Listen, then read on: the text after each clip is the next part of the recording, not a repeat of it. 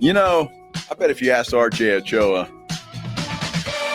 about his fantasy team, he would be whining about all the injuries he's got and how he's had to lose 3 in a row like Minix was just doing. The whole break, everybody. Oh, man, I was devastated by injury. Yeah. My team is. That's a true statement. You got to move forward, buddy. You need a better GM, I guess. Why don't you go hire Jerry Jones? This is the Blitz I on drafted 94. well. It's just everybody's been hurt. Sports Star. I'm Joe Reinagle. He's Jason Minix. RJ Ochoa from bloggingtheboys.com on the Buyers Barricades guest line. We will ask him, how's your fantasy team doing? League of record, not doing too great, but I am a 4-time champion there, and so I'm kind of the king of everyone. But all my efforts are focused on my dynasty league that Pledge is in, and because I have a wager with a different person that isn't Pledge, loser relative to our head-to-head matchup across the season pays the other's dues next year. So I'm all in on that. Nice. All in on that. Yeah. So RJ, it obviously coming off a bye, a very difficult week, to say the least, up there at the Star. Cowboy fans all reacting a little bit different. Players now they've got to get back to work. And I thought it was a great line from Brian Schottenheimer today relative to, we're not going to move on, but we do have to move forward, paraphrasing what he said. And what a great perspective, because how do you take what happened with Marshawn Kneeland and get ready to go play football? Yeah, I mean, I think that's I know you both agree, a dumb question, right? Like it's silly to talk about football, relative to this, but it has to happen, right? Like that's their job, and that's what's up next. And I think that they all have just kind of reconciled that, not to equate the things in any way, obviously, but I think the week was just, they coming off this loss, and then these massive trades, and and then this happens, and it just really puts everything in perspective. And so I think that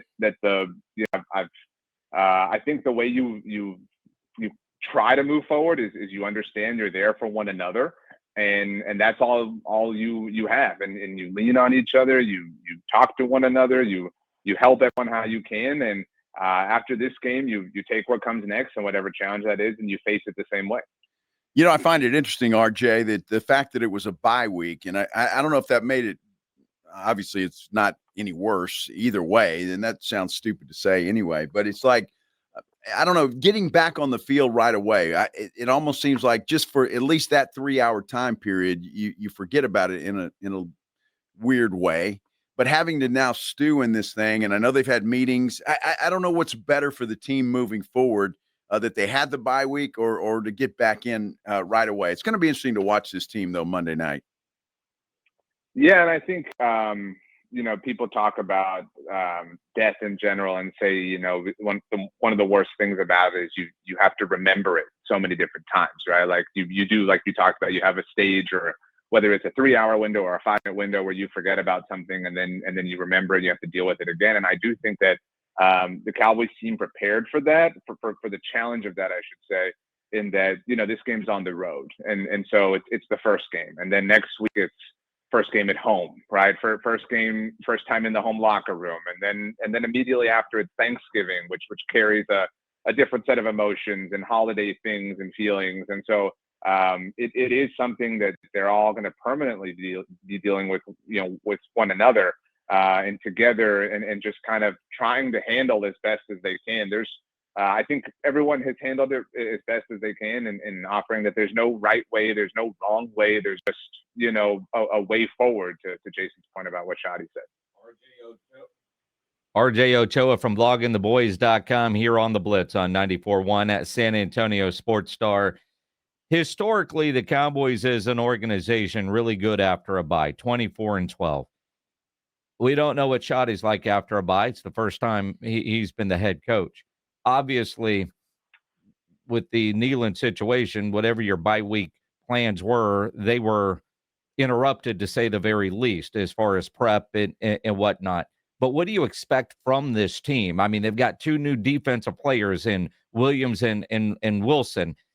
How quickly can you expect any kind of impact from those guys? Offensively, what do you expect, getting that offensive line some rust? And I don't know about you. I just want to see them go play football.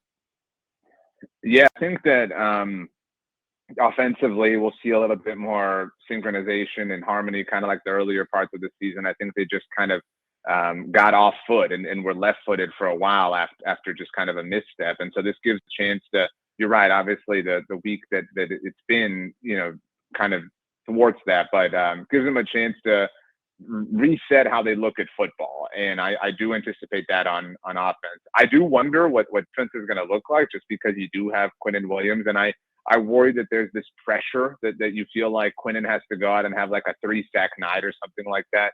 I think you just got to keep everything in front of you. I mean, this is, just go put the ball in the fairway. Nobody needs this to be a 300-yard drive. You know what I mean? Just swing straight. That's kind of what you have to do. And I think that has to be your approach for the rest of the season. Again, just talking about football, because you've dug yourself this hole. I mean, the odds of you being a playoff team are incredibly low. They're not impossible, but you can't get in over your skis. And I think, there's a lot obviously going on, but I don't want to say underrated, but a narrative or a headline of talking point here is that this is Brian Schottenheimer and Pete Carroll. I mean, this is his proclaimed mentor. And so you do wonder if there's a pressure to, make Dad proud or whatever, make Pete proud. And so there's a lot going on, or that will be going on, across 3.5 hours.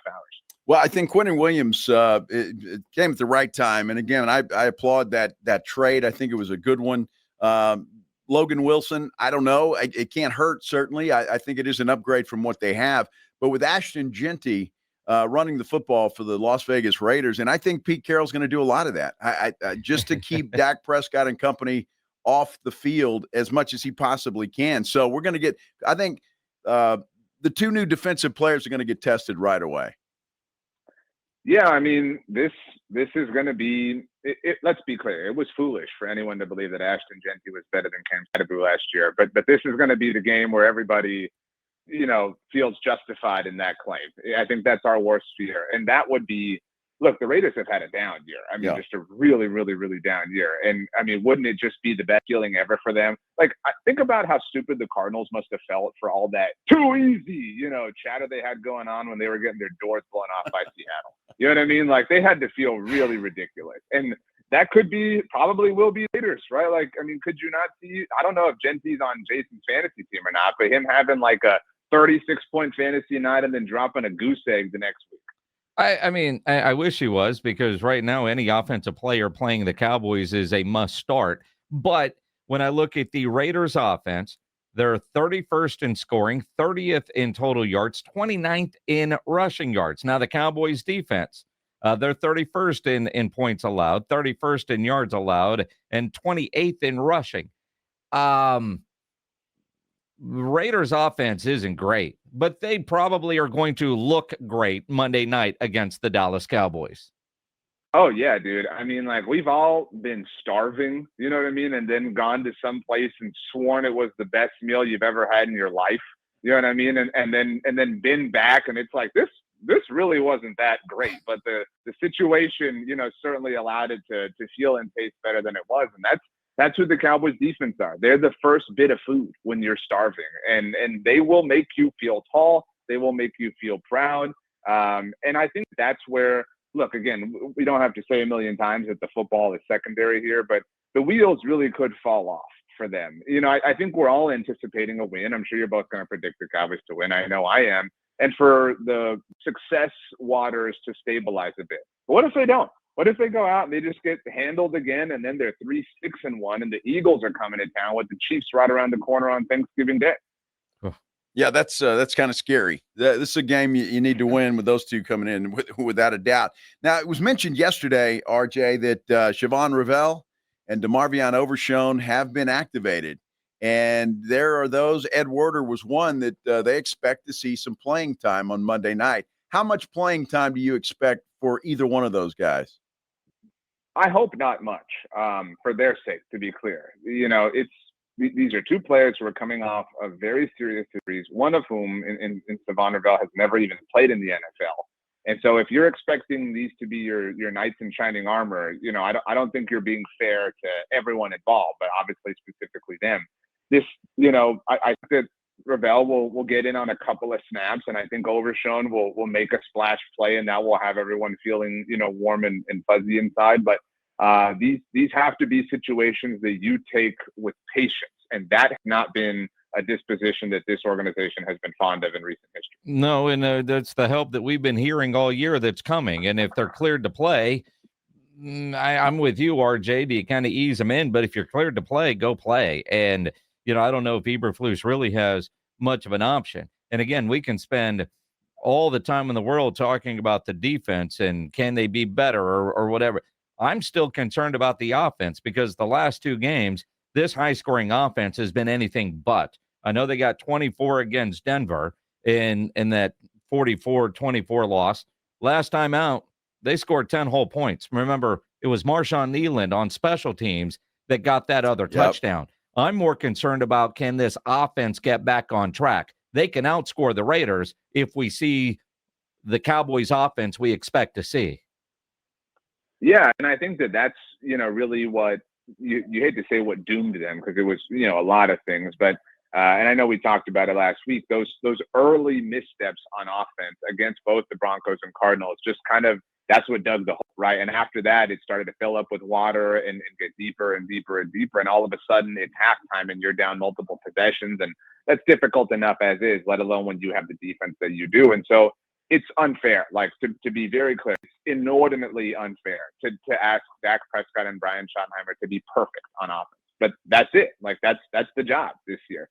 And I don't think either one of them would turn it down, even if they knew that that's what they were being asked. And I think they would both did and have admitted that they failed the last 2 weeks. But if you want a puncher's chance, not even a good chance, but a puncher's chance, you've got to get out from the jump, put some points on the board, and then give your defense an opportunity to punch from above. All right, RJ. Dan Graziano reporting today a strong likelihood that the Cowboys are going to franchise tag Pickens in the offseason. Good move? It's very dumb if that's what they wind up doing. From the perspective of, they don't have any pending contract drama because Mozzie Smith was so bad of a first-round pick in 23, and obviously they've traded him away. But so there's no, first-round dude who's reaching eligibility for the first time that you have to take care of. There's nothing like that. The only contract situation that's pending, I guess you could put Brandon Aubrey there, but I think we kind of feel like that will get done, although that's a risky thought here, is this. I mean, just do it. Like, why are you going to play that game? Why are you going to go down this road? And I think that would really, I think that a lot of people are willing to still swallow their emotions and say, fine, you have played your stupid games and you're here now, but you've got Quinnen Williams and Logan Wilson. You have this 2-year window in 26 and 27. Don't mess it up. Having the tag Pickens would be step one of messing it up. Not getting a contract extension done would be step one of having to mess it up. There's just no reason to go about this. You don't have a third-round pick this coming year, and you should be grateful you don't, because you have this all-world superstar receiver. So pay him. Don't drag it out. Just be normal for once and move on and be rid of all this toxic behavior. RJ, hearing that report today, all I could wonder was, have conversations already started? And I know this was an odd bye week for one reason, but it would also be a normal time during the bye for an organization and an agent to get together with a player like Pickens to start having discussions. And to think no work was being done would be foolish. So I also wonder, where conversations started, and maybe they didn't go the way the Cowboys thought they would go, so they dropped the little nugget that, well, we'll just franchise tag him. We have that. That a theory that holds any water in your mind? Yeah, but that's a theory that's bitten them in the past. I know you're not advocating for the theory, but the franchise tag values, no, it's about $29 million per year. So that's not even the floor, right? Like, that's below the floor of negotiation. So like, if the three of us are representing George and they come in, they're like, hey, we're willing to offer him $28 million per year. Like, that's what they do. You know what I mean? And it's stupid because you're negotiating against a set price. In fact, a price that you yourself are committed to being willing to pay by saying you're willing to place the franchise tag on him. And you can do the math on the tag, next year if you wanted to tag him a second time in a row, but that's the hot water they got in with Dak Prescott. So you mentioned the bye week and its timing relative to this. It also obviously came at the trade deadline, and they did not trade him. So now you don't even have that carrot. Now you can't say, well, we might trade you at the deadline. No, you're either in this now or you're going to let him walk in free agency. But it's typical Cowboys. Like you said, the tag is 29. If Pickens is looking for wide receiver one type money because he's playing at that level and he's asking for, I don't know, 33, 36, whatever he's asking for, Jerry and Steven are usually going to say, well, I can tag you for 29. Why would I give you 35? Because the second tag value is calculable as well. If you tag them a second year in a row, which is what they did with Dak, I believe it's 120% of the first tag. So you can do the math, right? Like you can do the math and say, this is effectively what you're committing in a pseudo sort of sense to paying him over a 2-year stretch. And what's significant about the tag is it's fully guaranteed. So you're also willing to fully guarantee, let's round up and call it $60 million, right? Like, so that price is already set there. And so that's what you have to negotiate against. And that's what they weren't doing well in the Dak Prescott situation. Maybe they've learned their lesson. And you're right, it is a threat. But what benefit would that be? Like, how would that help your reputation here? They have soiled this reputation like a toddler going through potty training. I mean, like they have really ruined this reputation, and now everyone uses it and weaponizes it against them, right? Like it has become so pronounced that everybody knows the way they handle business. So at a certain point, you've got to pay a price, quite literally in this case, to reset the status quo and to come back to equilibrium. I just think it's going to be an interesting offseason, RJ, when it comes to George Pickens, because I think he's going to get offers. And I know you say he should be extended now, and I understand why you say that. I just think he's going to wait for those offers. He's going to wait and see what he's got out there and make the Cowboys play the game. He can't get offers if they tag him. If they place the exclusive tag on him, he even can't get those offers. And so you could get a little finicky with how they want to do that dance, but I mean, what good comes from that, right? Like, are they not tired? Like, are you not tired? Like this is season 29 of Grey's Anatomy. You know what I mean? Like the whole hospital is a bomb now. You know what I mean? Like we've seen all the twists, guys. Like this isn't even entertaining anymore. Grey's Anatomy reference. Well, Didn't expect that on the bingo card. I'm not sure it's ever been entertaining, but it is the Cowboys. Oh, I loved Grey's. For the first 14 seasons were good. Then it got off the rails. That's what I'm saying. 14? I think it was like 5 seasons that my wife forced me to watch that. We all have found some of the Cowboys' antics to be funny, right? Like we can, hand up and admit that. But I think we all agree, even if you're a, card-carrying member of the hater club like Joe, that it isn't even funny anymore, right? Like the things they're doing, they're just predictable now. It's like, oh man, you're gonna go on Stephen A's show and tell us, how much he hates the Cowboys and how much you don't like that. Wow, like it's Fast and the Furious. It's just Days of Our Lives type stuff at this point. Well, those were around a long time. People like drama. They like train wrecks. RJ Ochoa, bloggingtheboys.com on Twitter. Follow the train wreck at RJ Ochoa. RJ, appreciate you, man. I hope that you each drink a warm cup of tea later. Well, that's probably not going to happen, but thank you for the thought. Yeah. Or Didn't a know where cold that beer. one was Either going to one. go. You're right. There's more chance of that happening than a warm cup of tea. Yes. RJ Ochoa on the Buyers Barricades guest line, where they provide traffic control, rental, and sales for San Antonio and beyond. Online, buyersbarricades.com.